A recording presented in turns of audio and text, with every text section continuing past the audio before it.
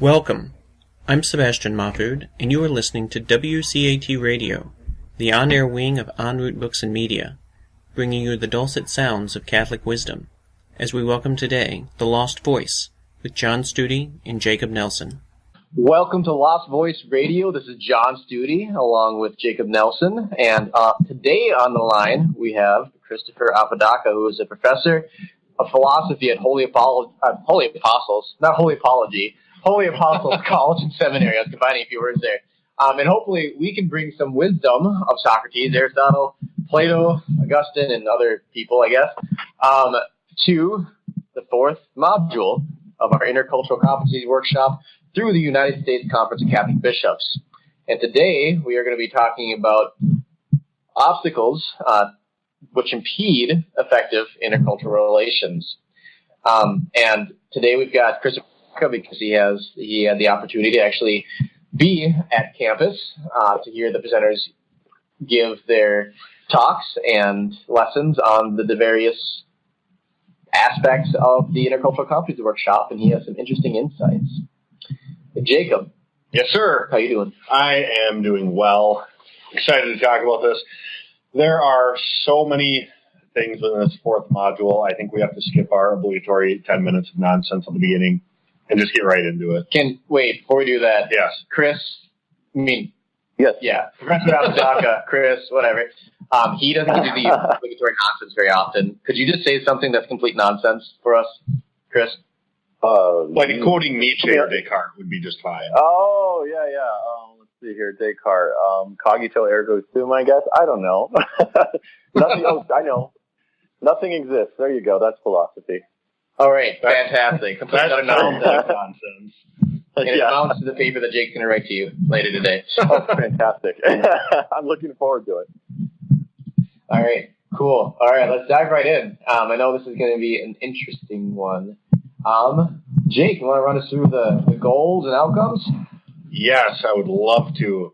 So the goals, firstly, are to identify the processes of in-group and out-group perception and behavior.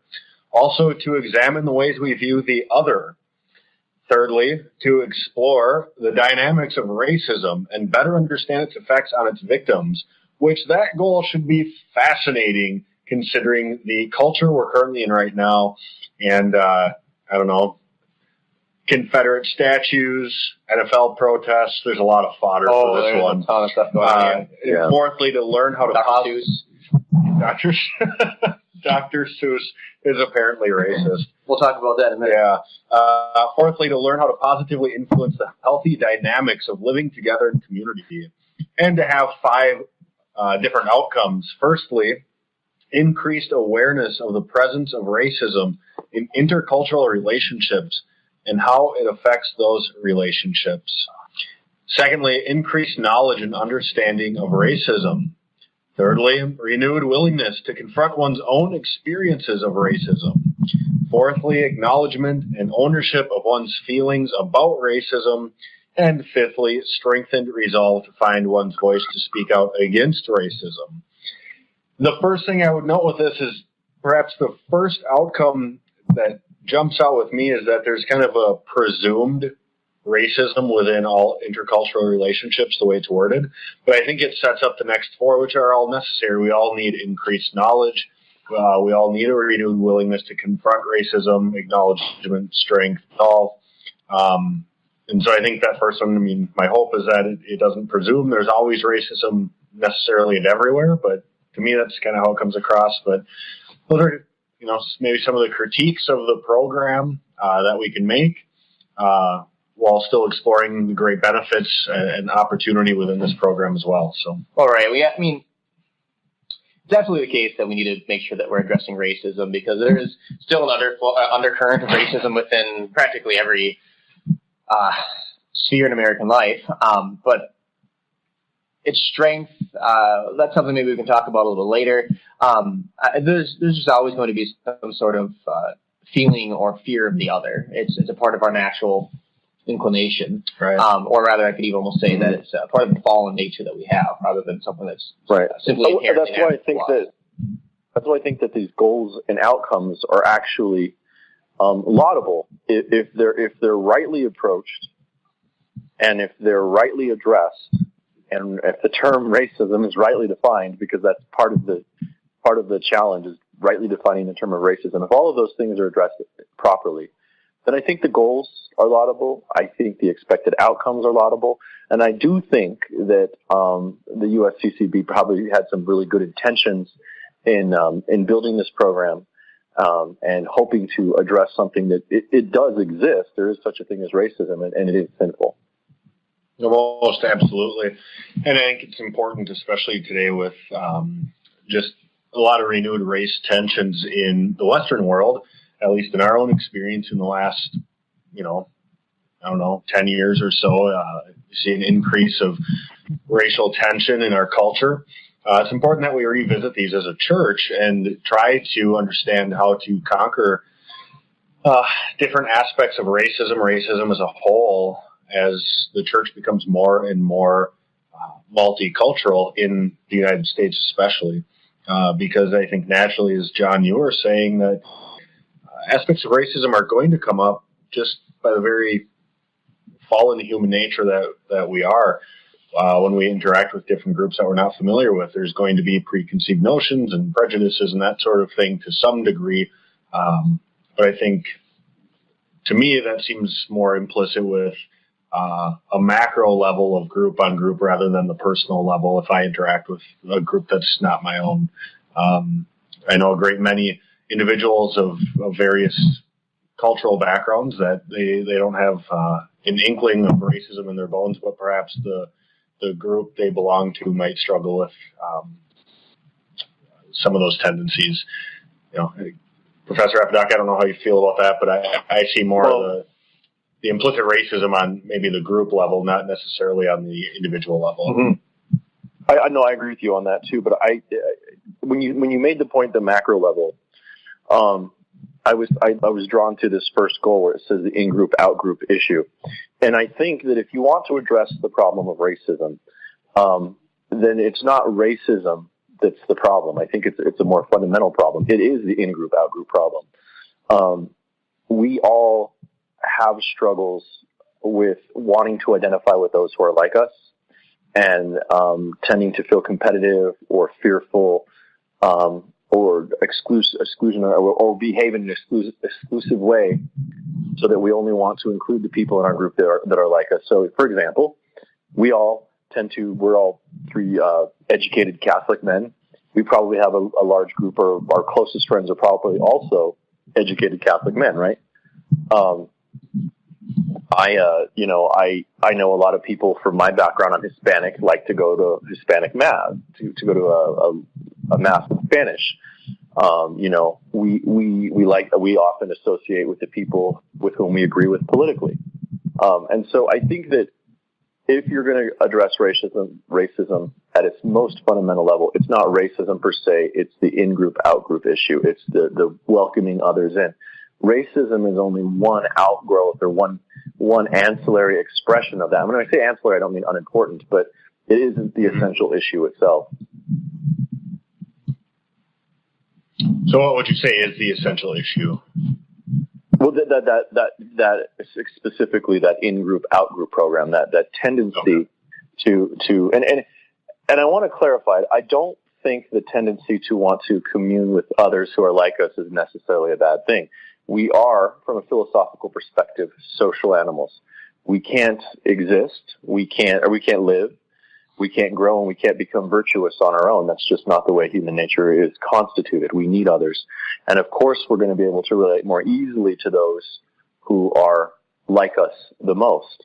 The problem is, when this enters into the area of vice, is when it becomes the in-group, out-group type of situation where I think that my group is great and fantastic, and I think that anyone outside of my group or outside of the people that I'm comfortable with, I start to demonize them or look at them as stupid or, provide them with stereotypical characteristics, to predicate stereotypical characteristics of them, to look negatively on those who don't fit within my particular circle that I'm comfortable, my particular in-group. To me, the in-group, out-group problem is much more fundamental than the racism itself. out of the in-group, out-group problem, you have racism, you have sexism, you have xenophobia, you have the inability to relate to people with different political viewpoints, you have the inability to relate to people who exercise less than you do, you have the inability to relate to people who don't watch the same kind of movies that you do. I am a huge geek, and I love to watch superhero movies. I spend way too much time watching with serious stuff with my job as a philosophy teacher. So when I'm out of work, I want to watch Captain America punch a bad guy in the face instead of a serious movie. And one of the things, and one of the things that I found from reading web pages about these things and going down the rabbit hole online, this is how insane it gets. You have people who prefer Marvel Comics movies, and you have people who prefer DC Comics movies. Well, and when they're online, ridiculous. Well, it is ridiculous because they're terrible movies. Objectively, you're wrong. But the point is that you have these people who demonize each other. They curse each other out. They say horrible things to each other because they belong to a different in-group. The Marvel Comics movies in-group versus the DC Comics movie in-group. And I think this is an excellent illustration of the fact that we as human beings we are constantly tempted to the sin of in-group, out-group. It's not just racism. Racism is just one symptom of the deeper in-group, out-group problem. I think that's a great thing to point out. I will say, though, that the Marvel versus DC, there is an objective. One is better than the other. And I agree. Not the case with the human group. So I think your allegory here is good, but, I guess like all analogies, they fall short to some degree. Somewhat flawed. In this case, they clearly missed the target.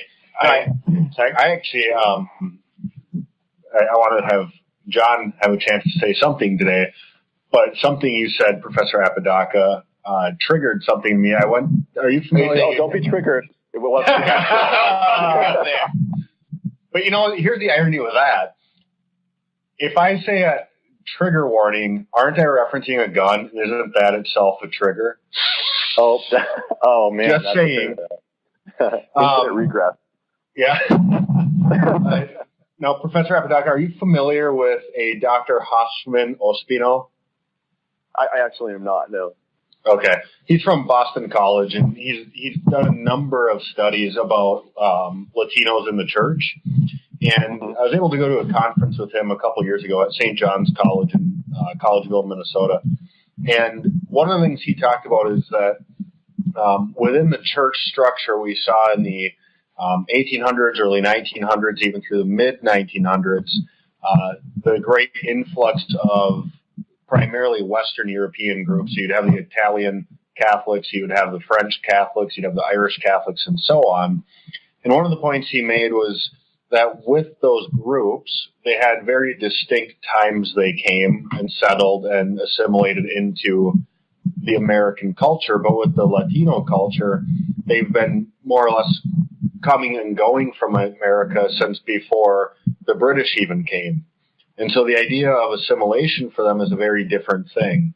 And so one of the things I was going to ask you is with this in-group, out-group, in your opinion, do you think there's a deeper difficulty with in-group, out-group in America because of, let's face it, there's not a, multi-century building of our distinct culture like there was in France, Italy, Ireland, wherever else. In America, it's kind of been more an ebb and flow over, the lifetime of North America, quite frankly. It seems to me like there might be more issues with in-group, out-group in America because there's not the societal pressure to assimilate as there is maybe in Western Europe. Well, let me make 2 points based on that, and don't let me get lost because my ADD is just as bad as Jacob. The first is with regard to Hispanic culture. It's actually going to be much more complex. I'm Hispanic. I'm from New Mexico. And so my family has been in here, what is continental United States, for 400 years. My family has been here for far longer than most Western European families have been on the continent. Yeah. And in, the continental United States, New Mexico itself, they've literally been here for around 400 years. So that adds a level of complexity to the question, because when you're in your home state, which has a culture dating back that far, and for example, someone comes and tells you, oh, you need to stop speaking Spanish, the immediate reaction that any of us are going to have is, pardon me, we were here before your ancestors were. Yeah. You see what I'm saying? So there's that level of complexity. And I think you're right. I think the fact that we don't have a common culture we do have a common culture, but we don't have it in the same way that European cultures do. We decided to have a common culture. Do you see what I'm saying? We decided to have a Declaration of Independence. We decided to, for better or ill, establish a country on Enlightenment political principles with an influence of Judeo-Christian thought, whereas other countries didn't do that. And when you decide to establish a culture, everybody has to buy in. And we have not all necessarily done that historically, and it's going to continue to be an issue. But I think there's a further problem that we're having with the Hispanic integration in American society, and that's this. Mass immigration has begun to happen over the last few decades from the state of country of Mexico. And as that's happened, it's happened in a different era than in the past. In the past, assimilation was the expectation, right? You come to the United States as an Irish Catholic, and your first generation family stays separated for a bit, but the next generation is expected to assimilate. Same thing with Italian Catholics, Polish Catholics, Spanish Catholics. When they got here, they were given, a little relief for a little while, but then they were expected to buy into the American ideal. But what we have now is we have a country of what I call social studies. So we used to study history and civics. Now we have social studies. And social studies tells us you're oppressed. Everyone's oppressing you. They're coming to get you. The white people are coming. They're going to get you. And so you have to do everything in your power to avoid them. And it comes actually from Marxist thought, Marxist conflict theory. And so as people now immigrants, and it's not just one culture or another, but as immigrants come to the country now, they're hearing this voice immediately saying, oh, we need to carve out special spaces for you. Oh, we need to make sure that we don't expect you to assimilate. It's wrong to do that. And so cultures, whether it be Mexico or Asia or the Middle East, are not assimilating because of this leftist kind of idea that there's no value in buying into the American program. It's a great perspective that I don't know how long ago it was when my parents moved here. I think, my forefathers, about 3-4 generations since we came over from Germany. Right. So I definitely can't speak to that perspective that you have as you were talking about. You say your parents were aghast at somebody saying that they should learn to speak English rather than stop speaking Spanish, and I may have misheard you. No, it wasn't a specific instance. I'm speaking generally because you do hear that a lot. That, this is America. Everyone needs to be speaking English. And then you get to New Mexico, and there are stores where the employees all speak Spanish. And if you drive to the right parts of New Mexico, the billboards are in Spanish and things like that. I mean, it's not everywhere, but it's there. Mm-hmm. And you hear a general reaction from people from out this side of the state, and they're horrified. And it's surprising because we've been here this is the language we've had here for 400 years. Do you know what I'm saying? So, like I said, the Hispanic culture, and actually even more than that, most of us who are Hispanic in the Southwest are what's called mestizo. So we are part Spanish, part Native American. So in a sense, our ancestors have been here for thousands of years. Well, that's interesting. I didn't know that about people from Mexico. I'll note that it's just geographically speaking, even the fact that we generally do have one united language over the landmass that we do have is it's amazing. I mean, especially because there's not an official language of the United States. Right, exactly. I mean, I think the obvious answer there is westward expansion and colonization and all that kind of stuff. But even still, many of those places were also colonized by the French and by people who did speak other languages, and it is shocking that we do have the united form of speaking that we have. And in a way, it shouldn't surprise us if there is a secondary language that's common in states, especially in ones that are closer to a nation that has a different language that's predominant in the culture. Although having a single mercantile language obviously is very important and it's very helpful, so that way there's constant communication between the states and between people who are coming in and buying goods and services and all that jazz. But to think that somebody has to give up their native heritage and that someone has to give up their language that they grew up with, that they've been speaking for generations, that's insane. And that does get me when people do get really upset with individuals who are speaking Spanish and they shout something like, "Oh, this is America. We speak American here." Yeah, we speak American. It's ridiculous for two reasons. I think only backwards truckers say speak American for one. And two, no, they don't need to give that kind of thing up. It's a good thing to speak another language. In fact, it can help you become a more creative thinker because languages define the way that you develop different terms and different ideas that are contained within those terms. So having multiple languages is an absolutely beautiful thing that I think we're largely missing out in American culture. And it's really only those first and second generation immigrants who typically speak more than one language. Yep. Well, and I think there's a need for a balance here, and I think this is when the USCCB approaches a racial issue like this, when we as a community approach a racial like this, the virtue is always the mean between extremes. You can't just give up your culture. It's impossible. Culture is a positive good. Any Thomist philosopher will tell you that. Culture is, we're not just nebulous, amorphous, we're neither nebulous nor amorphous, nor are we angelic beings. We need something physical and tangible to help structure our human experience. So culture is very important. So you have to maintain some of that. But I think you can also buy into the, at least what the dominant American project is to some degree, and maintain your culture at the same time. I think you can buy into the idea of the principles of freedom and equality, the principles of hard work, and all those things that are central to Declaration of Independence and constitutional and founding documents.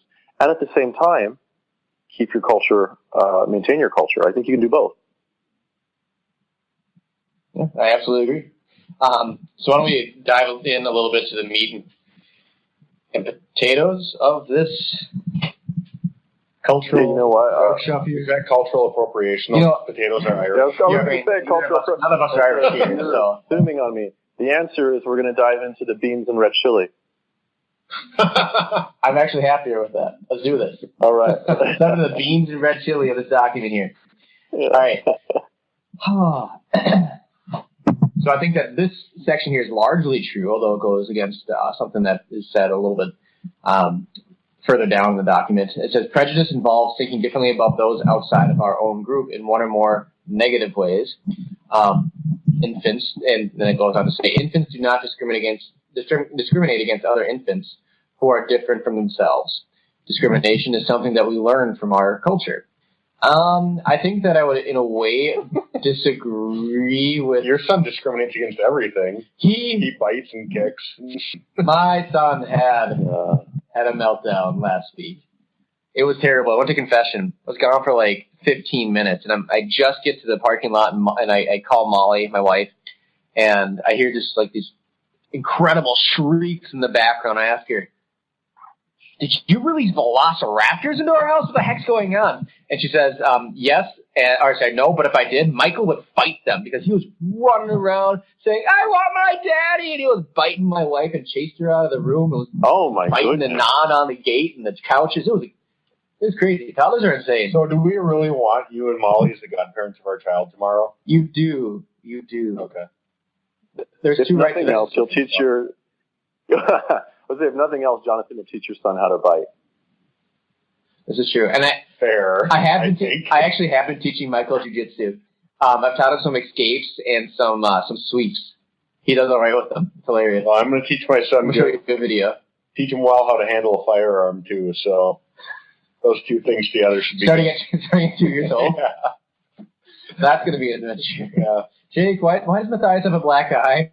Don't worry about that. Anyway, so prejudice is thinking differently about those outside of our own group in one or more negative ways. So I think that I want to disagree with this one, and I actually might go a little more leftist or liberal than this sentence does in general. The word prejudice simply means prejudging, and it doesn't necessarily need to be something that is negative. It could even be a great stereotype, like all black people can dance, or white people are educated, or Hispanic people are sexy and play the guitar. I mean, these are prejudices really which might, often be true according to culture. What about Italians? Because I'm Italian. Italians are just shady. That's fair. Right. Well, that's the. Are you saying that you're agreeing to that? Yeah, that's a good thing. Oh, see. Oh, yeah, it's a good thing. Okay. Yeah. Well, either way, it's a prejudice. It's a prejudice. It's prejudice. No, it sets out from the beginning, assigning people different categories of behavior and skill and quality, which may or may not actually be present in an individual. No, I think that because of cultural influences, there is a chance, or there is a way that we could say that in general that certain social groups, rather than races per se, will tend to have particular traits because cultures tend to share traits. It's kind of one of the reasons why I call it a culture. There's shared behaviors, shared mores, shared mannerisms. Like, for instance, if you guys were here live on campus at our $1 million studio, you would notice that I gesture a lot, which incidentally is not very German. No, it's very Italian. Nor is it very American. At least Minnesotan, anyway. But you know how you can tell the difference between an extroverted Minnesotan and an introverted Minnesotan? What? How? An extroverted Minnesotan will look at your shoes when they're speaking to you. Why did God? Yeah, I'm Italian, so I can say this, but it's very, very Italian to use your hands, your arms when you're speaking. So the old joke is, what do you call an Italian with no arms? They have a speech impediment. But it's true. Well, Jake also uses a lot of gestures, and I think that I picked up on the use of gestures because I had learned it from public speaking. But Jake's a very natural gesticulator. I do it too. Flail everywhere. I do too. I don't know if it's a teaching thing or what, but I do it too. I think it actually has a lot to do with being a teacher. It might be a teaching thing because Dooney and I both teach a lot too. But I know for me it came naturally from having marinara sauce for blood. Ours is restaurant. Johnny, Jacob, I just wanted to let you know that since you are Italian, I want to let you know we consider you honorary Mexican. You are the Mexicans of Europe. So we consider you part of our group. I don't know how I feel about that because I feel like Mexico's Italian flag and just put a bird on it. That's true. A bird with a snake. Yeah, a bird with a snake, yeah. Okay, that's funny. This brings me to one point, though. Okay, John, we'll continue where you're going. Okay. My favorite comedian ever is Don Rickles. He had a great ability to break down cultural prejudices and racism and stuff by way of humor. And if you watch the Dean Martin roast from the 70s, Don Rickles spared nobody.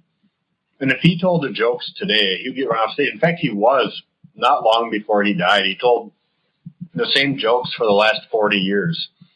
When he remarked the difference in culture going from the 70s to now, telling the same jokes and how unpopular he became and really how kind of hated he became. And he didn't change, the culture did, and he never meant any ill will towards any group. And I honestly find that a lot of times humor can really disarm intercultural situations as long as the people understand that you actually have a great love for them and their culture, and you can kind of make fun a little bit of the differences, and that's, I think, part of the beauty of human nature. But I don't see humor anymore either. I have to agree. When my closest Anglo friends, we almost always get into situations where we're teasing each other about our cultures and our races, and it's not intended in any bad way. It's just the fun that we have jabbing at each other. It's just what guys do. Well, from my experience too, I had a good friend in high school from Kenya, and he and I ripped on each other all the time. But you know what it actually made me do? It made me appreciate his Kenyan culture more. Yeah, I grew closer to him, and grew my understanding of where he came from and what his national background was like and his family customs. And actually, I really enjoyed it. And it was, I think, in part because we were able to poke fun at each other and point out those incongruities sometimes in our culture. Like I was talking about before, the Minnesotan who's extroverted looks at your shoes. Okay, that's obviously an incongruity. But if you want to talk about real Minnesotan stereotype, you have Minnesota nice, which means I'm going to be in my house and I'll smile at you and wave, but don't you dare come over here because you're not me and I'm a little bit cautious. And the world is dangerous. Yeah. Minnesotans are generally fairly nice people, but it's fake nice, though. It's often very fake nice. It's very fake nice. But John, you and I used to hate each other, and like up until about a week ago, we hated each other. And we really grew together by making fun of each other. And, even still, like, I make fun of the fact that you don't have a soul because you're a ginger, and it's great. And you make fun of me because I'm Italian. You just do that yourself. That's true. By being. Yeah. By being Italian.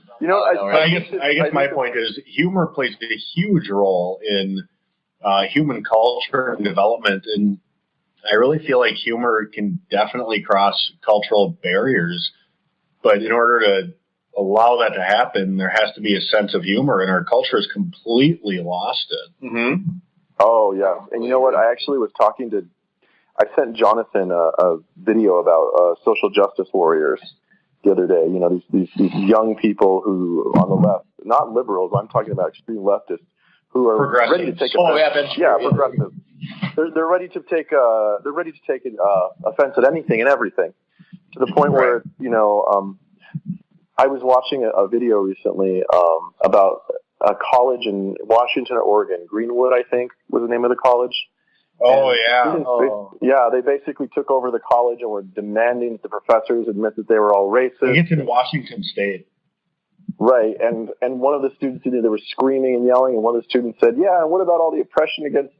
Or there was an email about how apparently they thought the police were specifically profiling black, transgender, disabled persons. And I thought to myself, if you can find me a person who has all of those qualities at once, I'm going to be rather impressed. But the point is that there's definition creep here, where at one time you have, and this is not to say that we don't have real issues with racism today. We absolutely do. But at one time, racism meant one thing, and then it began to absorb more and more and more things. And as you both know, you studied philosophy. As you increase the number of unrelated objects to which a term is predicated, it loses its meaning. Yeah. And I think we're starting to get to that point in some cases where we can't joke with each other and have a good time, because then that's racism. I mean, you've heard the term microaggression. And which is when the way I walk towards you is apparently racist. Well, everything Studi does offends me, so I'm very used to microaggression. Well, it should. It should. At the very least, the smell. You're very familiar with that, working with me on that philosophy guy. I would say your smell is a macroaggression.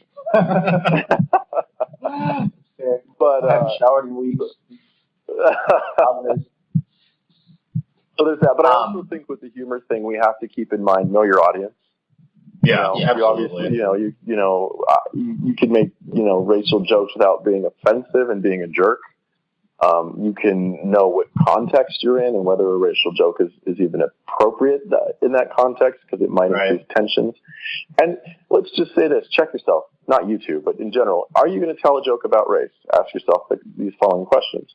Is it going to offend all the people around me? Then don't tell it. Am I close to the people that I'm going to tell the joke to? No, then don't tell it. Am I a racist? Yeah, if you're a racist, don't tell the joke. Very straightforward question.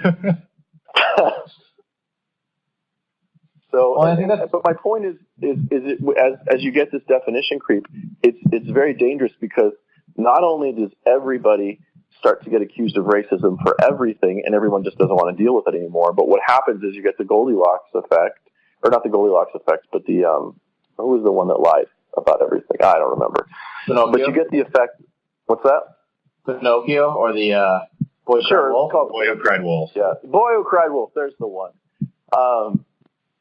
Because when real instances of racism occur, then they're not treated fairly, and they're not, and because people are just so sick of hearing it. You know what I'm saying? We're not giving them the attention that's due to them because we're focusing on microaggressions, and I think that's dangerous.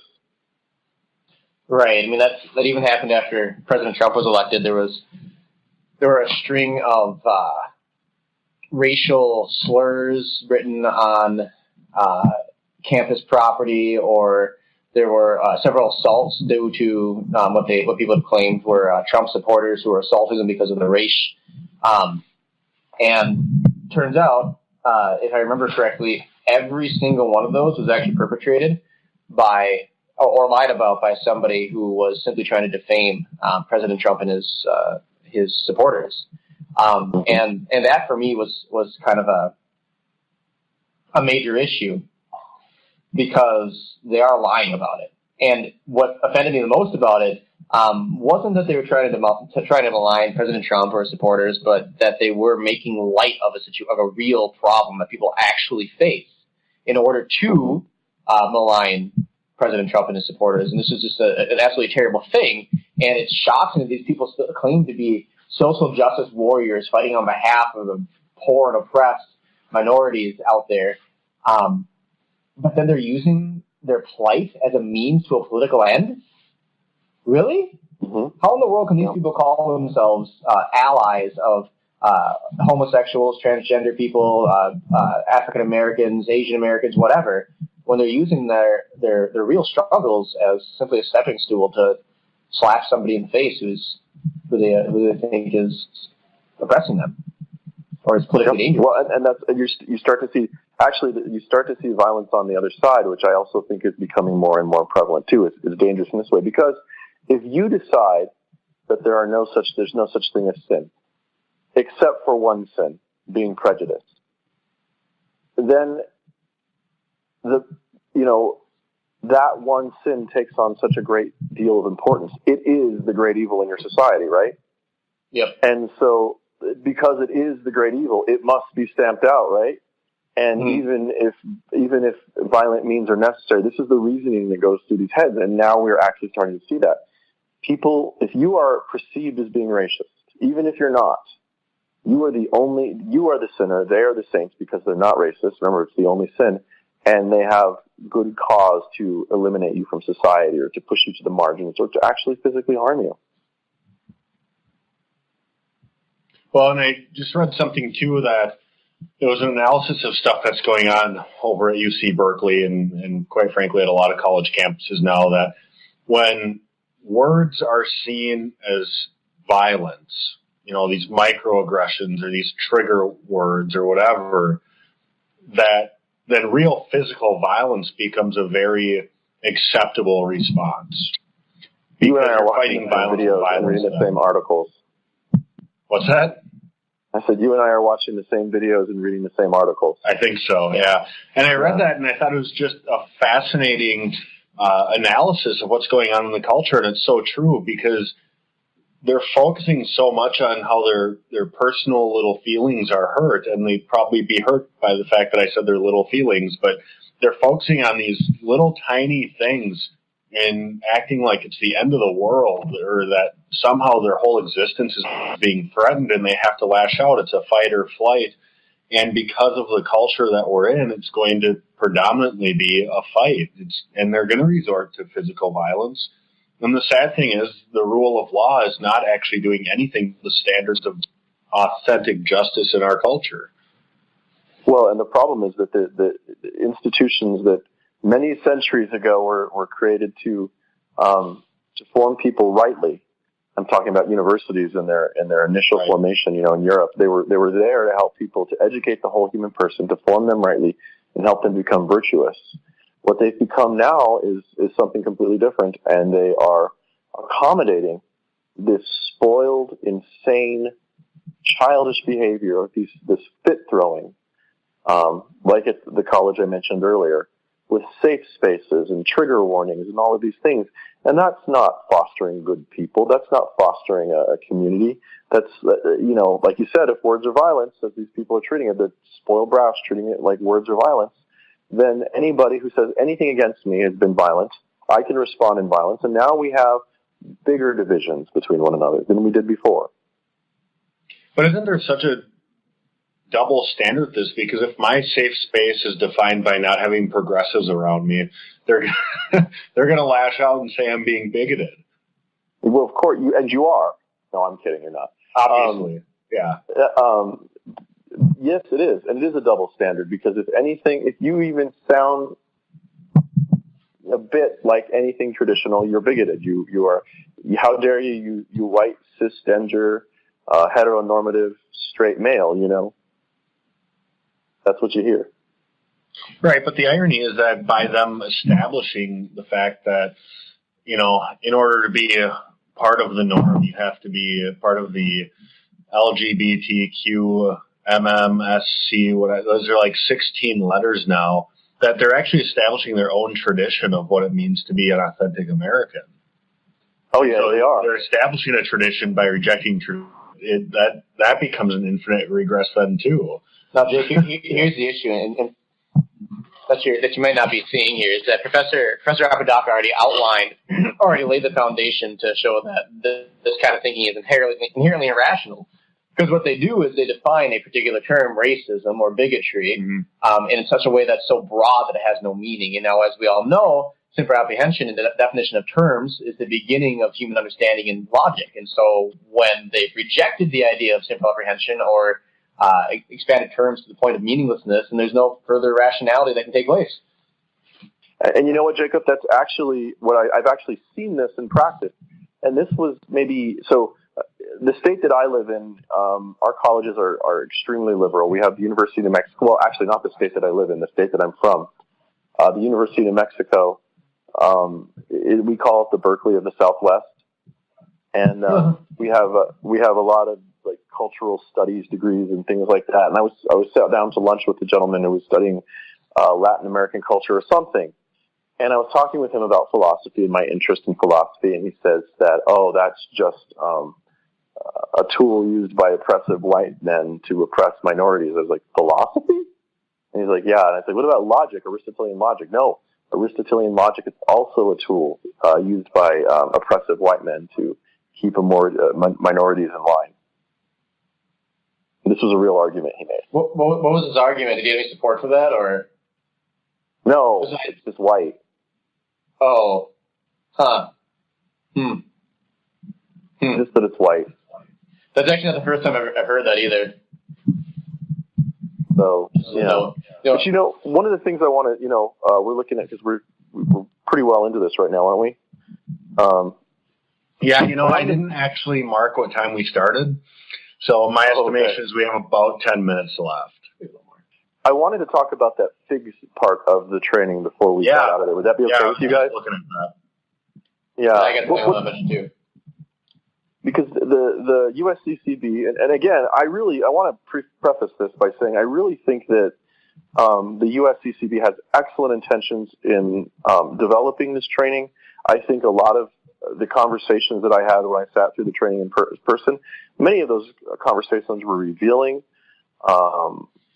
Many of those conversations were important just to remind us, I think at least from a examination of conscience point of view, of the times that we exclude others, whether it be for race or any reason whatsoever. But one of the things that I think they might want to look at again, and again, I think they have good intentions, I just think they might want to look at is that FIGS thing where it's fear, ignorance, and guilt about talking about racism. Because when they went through the conversation, they said, look, this is why people don't talk about racism. FIG, F-I-G, fear when speaking about race or racism discrimination. I don't know about you guys. I'm not afraid to talk about this stuff. Are you? No. Nope. I feel no fear. Ignorance that I have when speaking about race or racism discrimination. Look, I live in a state that is half white, half Hispanic, basically. I grew up taking social studies classes that tell us what racism is and the terrible racist acts that have occurred in our history. So I'm not ignorant about this stuff. And guilt. I don't feel guilt about this stuff because I'm not racist. But here's what I do think. I do think that we get tired sometimes of being told that we're all racists unless you belong to certain groups. And that's why people get to the point where they no longer want to discuss it. because they get tired of being unjustly accused of something they're not. Yeah, I think you're absolutely right. And I think the one group that's constantly assailed in this is white heterosexual male, that we're constantly being told that we are the scourge of society, that we are implicitly racist just because of our existence. And that's not to say that the same labels aren't applied to other groups, but I think right now the really popular group to just demonize is the white heterosexual male. Mm-hmm. And I brought up the point when this came up. I said, because they brought up the term white privilege was used in passing as we're talking about this big stuff. And I said, you know what? I'm a minority, so I'm going to say this from a minority perspective. What about minority privilege? And of course, some jaws fell to the ground. And I said, no. I said, I can apply to a college, and just because I can check the Latino box, I get a leg up ahead of people who have the same qualifications that I am, but they're white. I can go on YouTube and record a video complaining about white people, and I won't get accused of being racist because I'm a minority. But if a white person were to do the same thing, it would be on every news station on the face of the planet. And so my point is no kidding. Yeah. And so my point is that, you know, I don't, the way this big thing is crafted, and again, I don't blame the USCCB for this. I think this is just something they might want to revisit. And this may not even be the intention of the person who wrote the FIG part. But it almost makes it sound to somebody like me, when I look at it, that it wants to force us into thinking that we're racist and force us into thinking that we're unwilling to talk about racism because we're racist and guilty about it, and we're afraid. Yeah, and I think that's really fascinating that you brought that up. And, you know, thank you for defending people like Studi and I, because we're not actually racist. We need apologists from every culture to you know, protect us. But I think, you know, as you said that, I was reflecting back to somebody I knew at one of my previous jobs in my late teens, really early 20s. And one of my coworkers had applied to the University of Minnesota, Twin Cities. And because she was Latino, or Latina, as the case may be, she got a free ride, full ride scholarship simply because she was Latina. And what she did with that free ride was drink herself stupid until she dropped out after freshman or sophomore year. And I thought, what a waste of that opportunity. But as you were comparing, you know, your experience as, do you prefer Hispanic or Latino, Chris? You know, I'm not offended by this stuff because you know what? I'm not a social justice warrior. You call me Spanish, you call me Mexican, Latino, whatever you want. So, as you were talking about your experience as Latino or Hispanic or whatever you want to be called or identified with, it made me think of things like affirmative action and how implicitly racist something like affirmative action is, because the reality is, I think the intention, at least to some degree, was good to say we need to level the playing field to the degree that we can't give people jobs simply because they're white or simply because they're not a minority. But what ends up happening is that people receive jobs or advantages in school because they're a minority. And so they're not being valued on their merits. They're not being valued on their hard work. They're not being valued on their intellect or anything else. They're only being valued because of the color of their skin. And affirmative action I find it offensive. Is implicitly racist. No, I agree with you. I actually have made the argument in the past that as being a minority, I actually find affirmative action offensive. But because the message that affirmative action sends to me is that I'm not intelligent enough, I'm not hardworking enough, or creative enough to make it on my own merit. And that's deeply offensive. That being said, I think maybe 50 years ago, you know, I don't know when the affirmative action laws came into place, but when they did, I think they had a good role to play. And the reason I think that is because, you know, you both are aware of how virtues developed. Virtue is the mean between two extremes. And if your temptation device is on excess, you shoot for defect. If your temptation is defect, you shoot for excess, and the idea is eventually you balance out.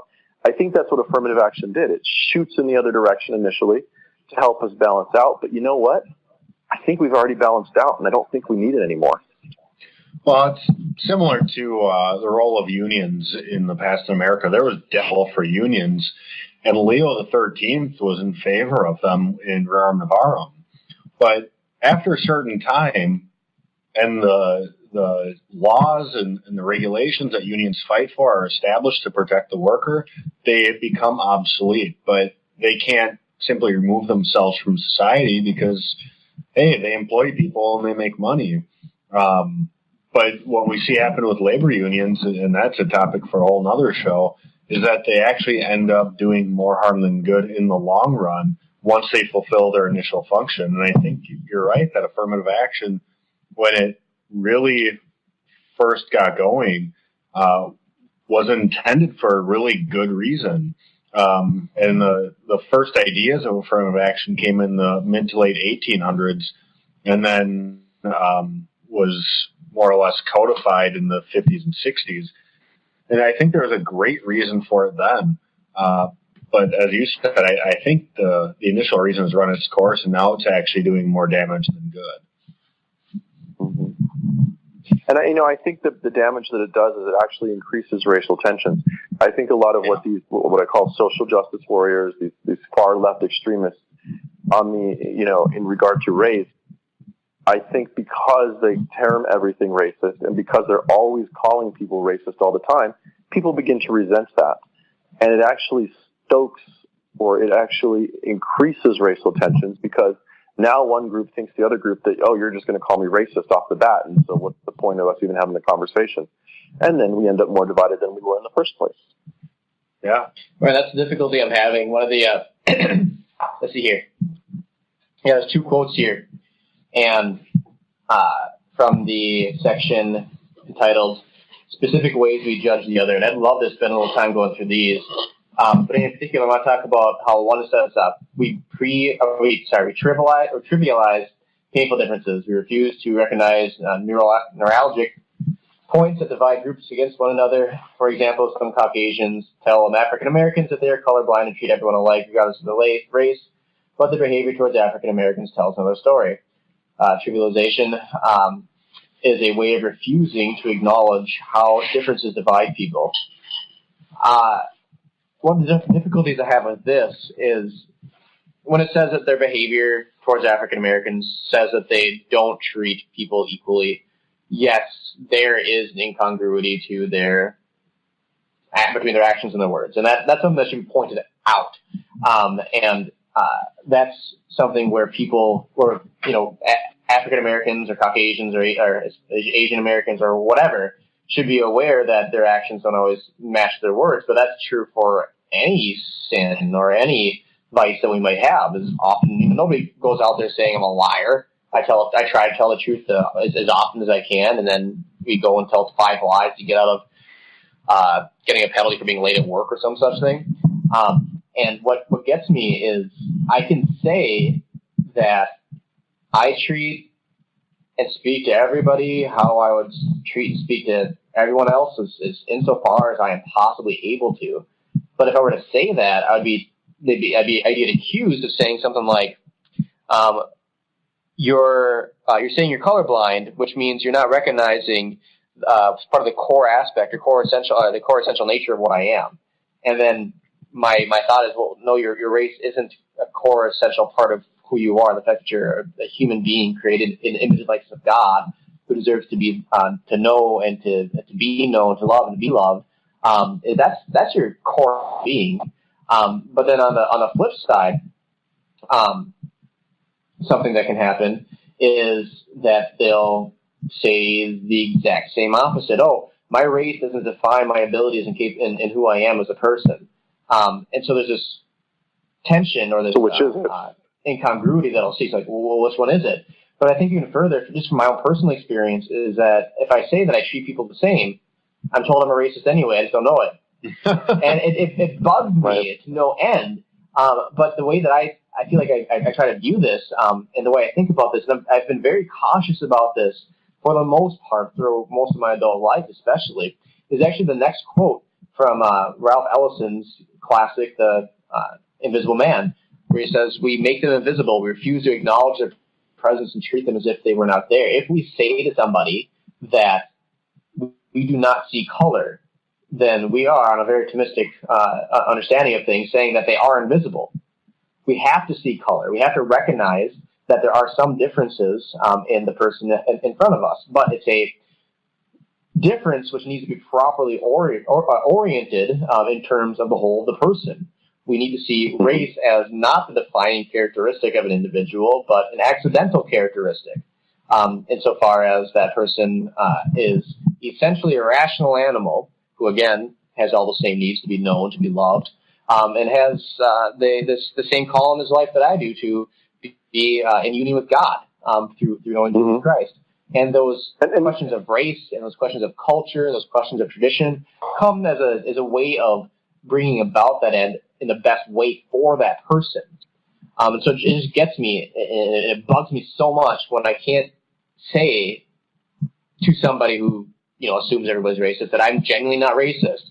I might act in a certain way that's offensive to somebody, but in no way, shape, or form is it ever intentional, nor is it knowledgeable on my part. I will not use racial slurs if I know that there's a racial slur or there's an offensive term that I shouldn't use around somebody. I will not make references to things that are offensive on purpose or intentionally with future knowledge in any situation. Right. And Jonathan, can I interject something there? You said that? Anything else they want themselves. Can I interject? Because you just said that you won't use any racist terms. I'm actually looking at the module 4 that we're talking about, and I was just scrolling down, and as you said that, it's interesting, I just noticed this.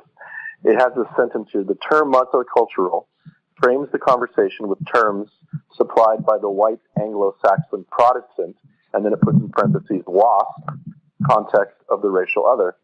Again, I don't think there's nefarious motives in that being there. I think everyone has the best intentions, but you got to be careful with the way you're using these. On the one hand, you're trying to present an argument against racism, and then, I'm not saying you, I'm saying whoever wrote this, and then they use a term that has a lot of racist baggage, WASP, right in the middle of the text. And I would encourage, because I do want this to be a successful endeavor for the USCCB, I would encourage them to look back over this, maybe give it another revision to have something like that. So blatantly sitting on there, it needs to be fixed. I support what they're trying to do, but we need to make sure we're doing it as effectively as possible. Yeah, and two things with that, Professor Apodaca, is one, I don't think using the term multicultural necessarily frames everything through the lens of white Anglo-Saxon Protestants. How else can you describe a culture that has multiple cultures within it? You would use the term multicultural. Right. Very serious. I mean, I will have to say that and in a way, I support this based on my own experience. Remember one time I was in Wisconsin. I think it was in, where was it? Taylor's Falls. Yeah, I was in Taylor's Falls. I went to a local. That's in Minnesota. Oh, no, sorry, not Taylor's Falls. St. Croix Falls? St. Croix Falls. There you go. Yeah, St. Croix Falls. And I went into one of the grocery stores, and their ethnic aisle. You know what it was? What? It was Mexican hamburger helper. That's fantastic. Sorry, that's a bad joke, but it was an interesting experience. Yeah. This is boring. Well, now that I live in Connecticut, I'm horrified by how much smaller the tortilla section is than it was back then. The other thing I was going to say is that one thing I noticed, to me it's glaringly obvious in Module 4, and I saw it in other modules, but I think in Module 4 it's glaringly obvious. It actually excludes white people almost entirely out of all 5 modules. When it talks about any kind of multiplicity of culture and it starts listing them, it always leaves white people out. It leaves Anglos out. Every time it leaves white people out, and I think that's a shame, because if you look at the historicity of the church, and it's not to denigrate any other culture, but what culture did Mozart come from? Beethoven, Bach, most popes, Galileo, who did contribute things to the church, Michelangelo. As much as people might hate admitting it, white people actually did contribute to the culture of Catholicism in the West. And I think that's a huge loss. And I don't know if it was merely an oversight. I have a feeling it was intentional on the USCCB's part, not for nefarious purposes, but probably to not infuriate people. Not to offend. I think they're maybe being a little overly sensitive. But I think that's a huge loss, because if we're really going to talk about multiculturalism, we have to put it in the framework of the entire historicity of the church. Yeah, no, I'm with you there. Like I said, I'm Hispanic, I'm a minority, but I recognize the amazing contributions to culture in general, to world culture that Western civilization has brought about. It started in Athens, and it's a straight line from Athens all the way through to modern day that built our arts, our education, our science, all of those things. I recognize those are great things. And I'm not going to pretend like they're not there. I also recognize that my culture is a great preserver of the faith. I think every culture has something great to contribute. But we shouldn't pretend like certain cultures don't have anything just because it might bother somebody. And I mean, I'm specifically talking about white culture here. We shouldn't pretend like white culture hasn't contributed anything just because somebody might be offended by that conversation today. Yeah, but I also think that people, in order to properly denigrate white culture, or white people in general, they have to deny any contributions that white people actually had to the culture. Because if we did, in fact, contribute things like the beauty of the Requiem Mass from Mozart, or, St. Peter's Basilica, designed by Michelangelo, right. In order to demonize white people, we have to deny that they made such grand contributions. Otherwise, the whole idea of demonizing an entire culture falls to the wayside. Right. This is where I saw a couple weeks ago an article that was a serious study on whether or not all of Shakespeare's plays were actually written by a black female slave. Of course they were. It couldn't have been anything else. Yeah, clearly the only option, or that I think Othello was actually written by a Moorish man. Okay, but wait. Yeah. Here's the thing: if white people are so unable to do anything like design buildings, write plays, write musicals, write grand things, right? Because you hear this kind of stuff all the time. How time. come we're so intelligent then, and making it seem like we're able to do that? Oh, that's never mind. Because that's a good one. We are evil and despicable. I don't know, and that's but the only but thing. On the flip side of that is when we deify cultures that aren't white. Where people talk about the peaceful. Again, I'm not saying any culture is better than other, but people talk about the Native Americans lived in great peace before the settlers from Europe got here. You know what I can tell you? Not so much. Some of my ancestors in Mexico, prior to the arrival of the Europeans, were practicing human sacrifice on a massive scale. Yeah. And maybe it seemed like they lived in great peace because there weren't historians yet recording all the things they did. Right. But, I mean, they talk about the Night of Darkness that happened in Mexico, where the Aztecs slaughtered up to possibly 80,000 people in one night through human sacrifice. The point is, no culture should be demonized as a culture, and no culture should be deified as a culture for any Marxist political gain. Rather, we look at every culture and say, these are the good things this culture has provided. These are the mistakes this culture has made, and let's just be honest about it. Right. I just want to make one quick point that's the opposite of Jake's, but on the same level. Is it talks about multicultural framed in the conversation supplied by white Anglo-Saxon Protestants. Okay, white Anglo-Saxon does specify things a little bit here, but when it talks about white people, that's an incredible swath of cultures as well that are very distinctive, that have had issues with each other in the past. I mean, come here to Minneapolis, you've got an Irish church on one end of the street, then you got a German church on the other end of the street, then you've got a church from another on the same corner, on the same corner across from each other, and they've got like weapons pointed at each other. Seriously, look at how Irish people were treated when they got here, to the United States. They were not treated well, and they were white. I'll point out too that in World War II, fun fact, Italians were put in internment camps, just like the Japanese were, but that's never talked about because I dare say we're white. But anyway, I think that we've covered this well.